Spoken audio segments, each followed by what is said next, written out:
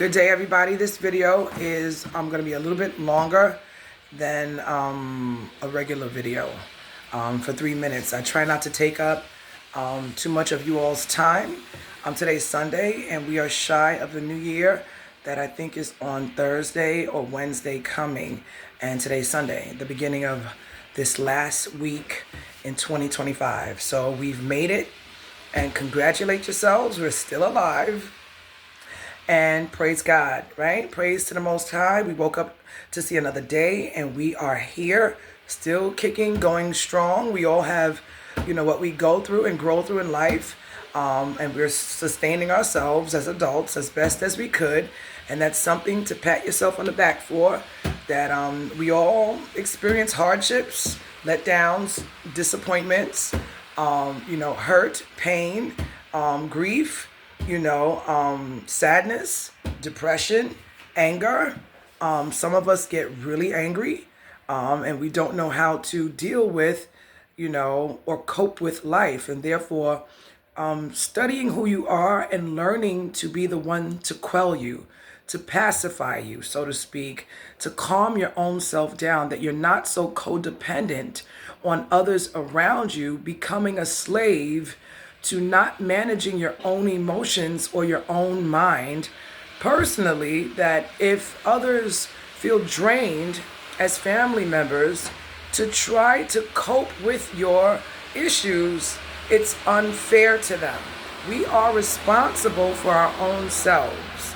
Therefore, being codependent and pulling on our parents, our loved ones, doctors, nurses, psychiatrists, or anybody that's a home health aide or caregiver, it becomes a bit overwhelming for those individuals that really want to help, but your input and not being so needy is essential. It's mandatory, because if those individuals become too overwhelmed and drained and also frustrated that you selfishly don't see, then you start to break down. And if you depended on it so much, then it makes you lash out more. And I'm referring to a story. I don't remember the names of these individuals, respectfully to the family. And the individual that was famous, that was on psychiatry, not psycho, excuse me, that's the wrong word. Psychological is what I'm trying to say, meds, it was medication, for, having to cope with schizophrenia. And I just want to say, I know that walk. I know it from all angles, as I just described. And when you mature and you see life from a mind of growth, now what you weren't able to see as God's blessing, that I tell you all, in essence of truth, I communicate to the Creator, that in isolation, I was taught, and in my desire to study prior to that was like laying down little milestones, adding to my fundamentally the basics of searching for answers on how to heal me, how to better me, how to cure me of having what I realized that they kept labeling as some sort of a stigmatism or stain on the mind, called mental sickness, mental illness. Now, what I discovered is that psychedelic meds, not psychedelic, psychiatry meds, right? Drugs. It helps. It does. But it shouldn't be something we depend on. Because as each drug I was given, I was on Haldol. Yup. My first drug. And I had to take Cogentin for the side effects, because it gives the body, since it's unnatural, a stiffness of the joints. So Cogentin eases that. Then I was on Risperidol. It made my breast get milk inside of it. Then I was on lithium. It made me really thirsty. I had to keep drinking a lot of water. I kept being thirsty. I had a dry mouth, like I'm thirsty. Why am I so thirsty? Right? And then I was on Haldol. So Haldol had a similar type of effect. Not Haldol, excuse me, Abilify. Abilify had a similar effect like Haldol, but not with such harshness, and was more of a newer drug that I felt comfortable with. But after all that time, all those years, why was it my thoughts and how I was mentally suffering with suicidal, honestly, and murderous thoughts? I was like, I don't want to think that way. So it was a constant mental battle, as I described loudly outside, that I'm standing at the ocean waves of these influx of intrusive thoughts that I'm fighting against. So I have my broom, I'm sweeping back the waves, or a shovel, whatever have you, to keep the waves of those negative thoughts that's oversaturating my mental peacefulness. I'm not murderous. I don't know where these thoughts are coming from. I'm not suicidal. I don't know where these thoughts are coming from. They're disturbing my peacefulness mentally, not allowing me to be around my family that I love. I don't want to think about them like that. You understand? So the point is, psychiatry helps, but you have to take it the extra mile. Whereas your input to not codepend on, psychiatric meds, or your family, making them obsessively stressed about worrying about you, about what's going on with you. They become like, you're like the baby, right? That they have to mind, and you're an adult. So what I discovered was, what's not tangible is your thoughts. I can't touch it. So the medication, psychiatric meds, does help.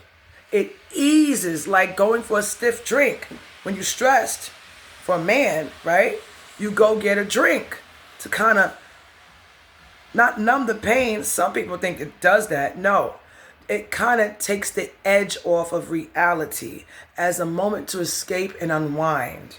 That's the same, I'm going to say, from my honest feedback intellectually, that I've learned that psychiatric meds does. Psychological meds, or to help the mind with allowing humans to cope. So that's a good thing, because if we're not aware to have an interest, right, in working on ourselves more than just depending and stopping at depending on psychiatric meds or talk therapy, it becomes like a drug that you need. And then it makes you not think about you being responsible for you being able to help yourself more. And that's why I'm essential. That's why I can teach from a place of experience, where tons of us experience psychiatric issues, mental issues, and we don't realize it. What makes the separation rather significant is how we all individually are able to handle pressure, stress, disappointment, being upset, being let down. You understand? What makes us sad, that's what makes us all unique individuals in life, right? How are you able to maturely, as an adult, handle and put everything in its right perspective appropriately, discerningly? I love me, so I have a special interest in me, with me, to me, for me, so I don't get emotionally driven by lashing out. That's the immaturity of humanity and a lot of other beings. We are not emotionally intelligent. It's something you must practice focusing on only you, checking in every moment on you. How am I feeling right now? Right now, I'm getting upset. So I have one or two choices. Walk away maturely and say, maturely, calm, thank you very much. I appreciate that what you're saying to me, I appreciate it. And diffuse, right? I'm speaking how I know to do things, right? So I'm going to explain my disposition outside, all right, afterwards. But for the majority of everybody that doesn't have a militant training, the way how you handle reality, and I do need to work on it, I do, as God promotes it more from my loudness to get your attention so you can focus on God and me, right? That groomed me from within, raised me to bring you all's attention to learn globally and higher, and even down in the hell realms, yeah, to aid the masters down there called demon lords, and angelic beings down there that are demons, but not in that high caliber of superiority. It does exist. This is not a myth. And even though you don't know it, God is the one to tell you, the most knowledgeable about creation. That is all made of his essence, of his soul, his energies, spinning, like I say, with the fan, with the propellers, that if it stays still, there's still spinning. You don't see it, but it's so small in microcosmic energies. He says to me, he layers us like a cake. So back to what I was saying, the interest in you is your responsibility to govern your own thoughts. That's what I discovered. You can take all these psychiatric meds or meds and have all this talk therapy, but until you apply being responsible for your own thinking, your own thought process, your own emotions that you are meant to govern, you can't point the finger and blame anybody else. Your family, if you do have a family, they do the best, especially your parents. And if they're wealthy and they have money, they do the best that they could do.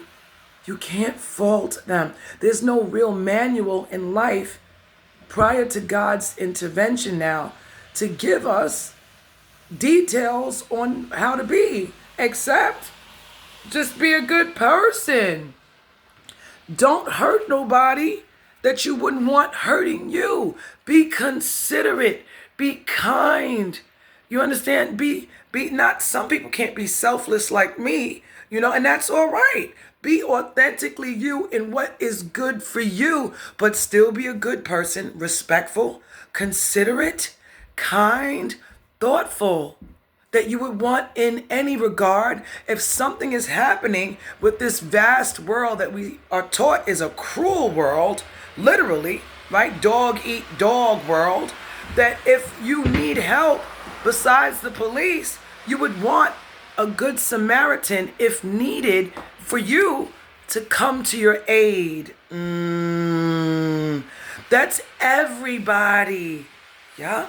That's why being a good person at the fundamentals of caring, kindness, respect, consideration. If I care about you, like Dr. York said, yeah, that the I love you word is so deep, and it is. If you can't truly say it, don't say it.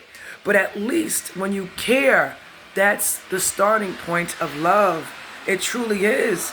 If I care about you, I love you. And we don't like to hear it because love has a meaning behind it that's heavy. That it's not supposed to be loosely said if you don't truly mean it. And that's the truth. Yep, if you really don't truly love, but you don't realize you do, that's how significant the word is in importance. That if you just can't love to that degree, don't use I love you. Use I care about you. And I care about your well-beingness. And I truly do. That's another way to say I love you. To the family with Steve Harvey. Is his name Steve Harvey? No, not Steve Harvey. The lawyer in on TMZ. You know, I was watching the video this morning pertaining to the story, and it moved me. And so I said I'm going to come on here and touch on it a little bit. You know, peace be upon the souls of the parents of that young man. You know, compassion, everybody. You know, compassion for each other. It's significant that, you know, when you love the way I do, you can see a lot more than others can see. That if we added, as I keep pitching, more love and to care more about God and each other, then we can come together and unify from that perspective. I don't cry a lot, you know, so these tears are sincere, and I am crying with God. I am, because I move God so much, because I love God, so I love his creation. And his creation can't be a bunch of empty places. It's filled with all of us. Therefore, my compassion, right, is for all of us, because I love God. So that compassion extends to my creator. And that's why I can shed a tear. You know, as I say, I don't cry that much because I don't like to be a sap. You know, I learned to control my emotions, not to give off that I'm weak, you know, because that's what some people think. They look for a weakness, you know, narcissistically to attack you on because of a lack of self-worth. Narcissism is a lack of self-worth. When we're able to cognizantly be aware, recognizing our own selves and utilizing more love on us, being responsible for the way we think and the way we think about others. If I see you, I'm seeing me. We're made of the same stuff. And I'll leave that with you all here. The second video, I'm going to talk about Trump. You all be beating up Trump. Trump is doing the best that he could do. You understand? And it shouldn't be something we shouldn't be able to talk on.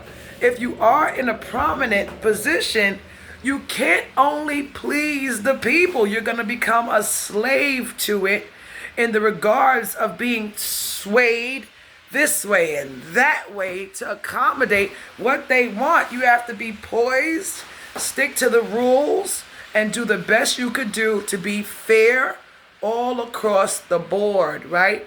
Balanced.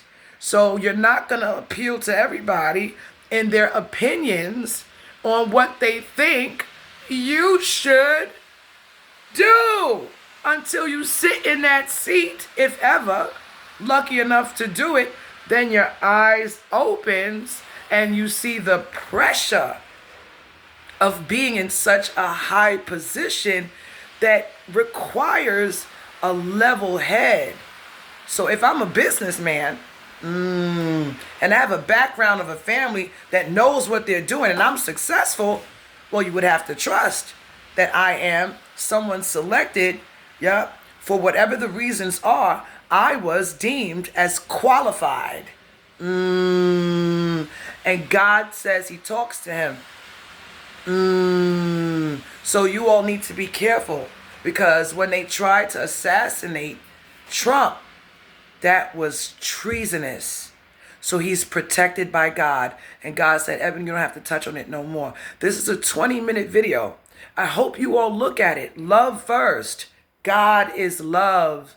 That's why divine intervention rampantly by the 144,000 that are not all frontliners are significant. I'm Gene Isis with God ordained as a top-notch chosen one to teach our children, the forgotten mother, Lilith. There's a video on YouTube. Look up Anunnaki Lilith. The brother, I'll say the name. I'll put it up on my post on Instagram and on YouTube to check out the video. It's talking about God and me, Lilith. I love you all. We love you all. Be well. Work on this every day.